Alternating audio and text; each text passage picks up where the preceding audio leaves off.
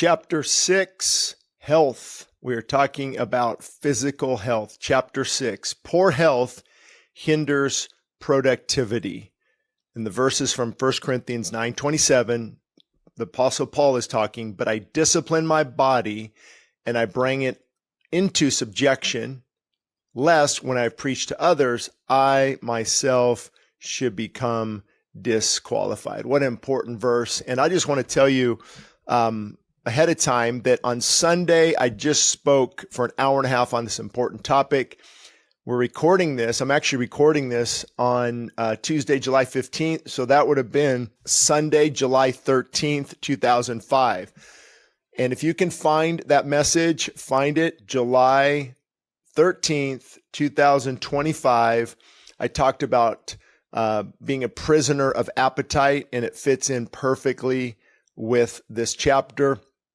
But again, and I'm reading from the book, I Almost Quit, Leading Through the Landmines of Ministry. I almost quit leading through the landmines of ministry. So why would I include a chapter on this topic of health?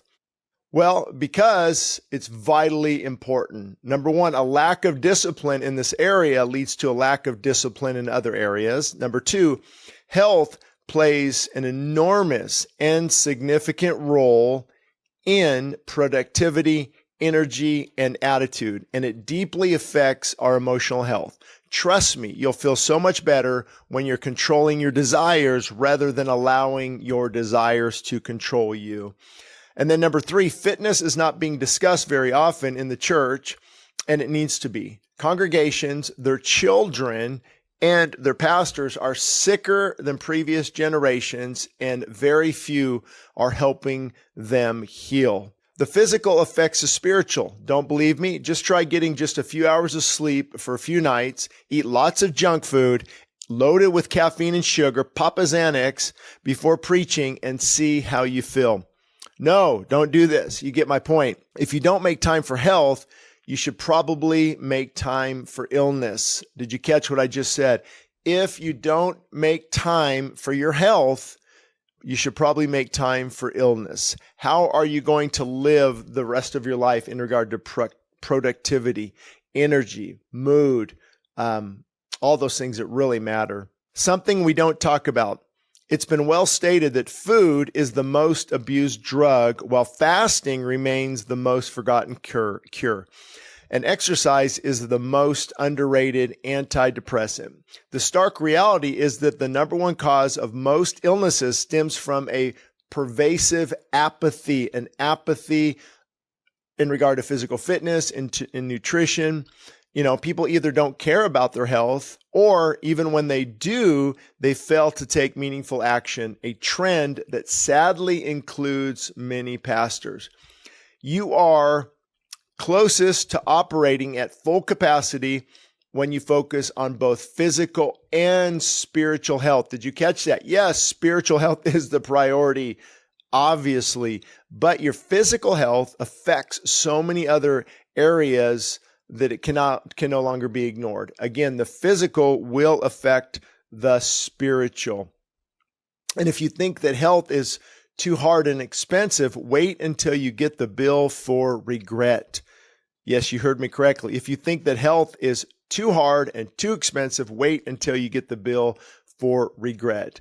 As we all know, our main priority needs to be on spiritual health. Our relationship with God is the only foundation on which we must build our lives. However, on top of that foundation lies some very important building materials, such as a healthy marriage, wise financial stewardship, fatherhood, fellowship, friendship, our attitude, everything, and so on. To fulfill our purpose and to be productive, we also need to focus on our physical health. Albert N. Martin wrote in his helpful book for pastors, The Man of God, that we should focus on physical and emotional health. He adds that we must engage in a regular but flexible discipline aimed at keeping your redeemed humanity in optimum health and vigor. In other words, our humanity has been redeemed, but our sin nature is still there trying to take us down, and we have to steward that, and we have to stay disciplined. We should not allow a lack of self-discipline to continually feed carnal appetites. Recall the verse that I shared in an earlier chapter in 1 Corinthians where Paul disciplined his body to avoid being disqualified from preaching. And Proverbs 5:23 warns that an undisciplined life can lead to death, and that a man without self-control is like a city broken down into and falls into pieces, and it's left without walls, left without protection. Check out Proverbs 25. The whole chapter is great. But let me say on this real quick, I know it's hard. You can look at some of my before and after pictures when I was 240, down to 195 pounds. Again, I'm 6'2", and that's definitely much better, the lower, below 200. And it just doesn't look great for our testimony. If I'm carrying around 50, 60, 70, 80 pounds, 100 extra pounds, and it's visual. It shows that we don't have this area in our life under control. And so I would encourage you to take those steps. This time next year, you can be in phenomenal health if you take those steps. It takes a while. It doesn't happen overnight, depending on how much you have to lose. And you can set up a realistic goal.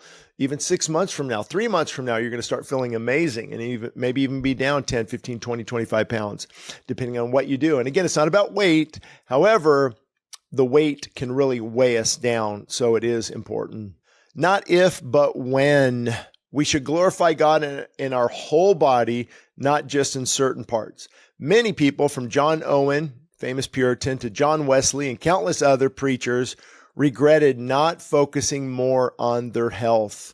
Preaching is a combination of everything we are and what we do, both positively and negatively. God gave us an incredible temple that we are to honor, and we honor Him with it by taking care of it. So a healthy lifestyle actually assists your calling. Think of it that way. It's not about, I can't eat this or I can't eat that or exercise, blah, blah, blah. It actually will assist you in being a better leader, a better pastor, a better husband, a better father, a better friend. And so, this area is huge. I cannot stress that enough. I've seen many people who abuse this area, and just it really ruins not only their health but just their vigor, their mood, their energy. It's such a big thing that I think we need to really wake up and take control in this area again. Again, not about perfection, but about direction. I've always heard John MacArthur say that, and sadly, we just got the news yesterday as I'm recording this of his passing. And so, anyway, I've always thought about that quote from him that I heard 20 some years ago now. But for some of you, you may be young, enjoying your double espresso latte with a donut before you head to lunch later at a fast food restaurant. But trust me, it will catch up to you, and it has already caught up to you. You just don't know it. With young people, sometimes they don't yet see the ramifications of being overweight and type 2 diabetes, but their mood, your gut bacteria plays a huge role in serotonin and how you feel, your mood, your attitude, your sleep, everything is affected, even though you don't see it yet, maybe in regard to weight. So it's not if a poor diet will hinder us, it's when it will hinder us. It's also affecting you right now more than you realize. What we do with our health today sets the stage for what we will experience a decade later. In other words, how you treat your health at age 40 will have huge ramifications at age 50 and so on. Even if you're in your 20s, what you're doing right now is going to really set the stage for you and your kids as you get older. Last thing you want to do is deal with unhealthy kids and taking them to the doctor and watching your kids be in poor health. It really will weigh on you, and it will hinder your calling. So for this reason, this chapter that I'm reading focuses primarily on physical health, as physical disciplines can also affect spiritual health. Okay, you're getting this point, I hope. If just a 5-day junk food binge can negatively affect the brain and contribute to the development of obesity and many other related health issues, can you imagine a lifestyle focused on it? Out of context. To begin our journey, we need to stop using 1 Timothy 4:8 out of context. I can't tell you how many times I've seen this from convicted pastors. It says bodily exercise profits a little, but godliness is profitable for all things. So in saying this, Paul was not suggesting that our health does not matter. Actually, he talks about all things are lawful, but all things are not profitable if I'm brought in bondage under them. Flee from the lust of the flesh, crucify them, make no provision for them. There's so many scriptures about disciplining our body. And so he wasn't saying that health doesn't matter. Granted, they lived in a much different time back then. All they had was God-given food, really. And their issue was moderation, gluttony, not eating in moderation, just eating too much. Hence the Daniel healthy eating program that we read about in the book of Daniel and other areas. Their problem was gluttony, which was often tied to abundance, which was often tied to excess, which was also tied to sexual sin and drunkenness. It's all connected, because when you give into that appetite, it's going to pull you down in all other areas as well.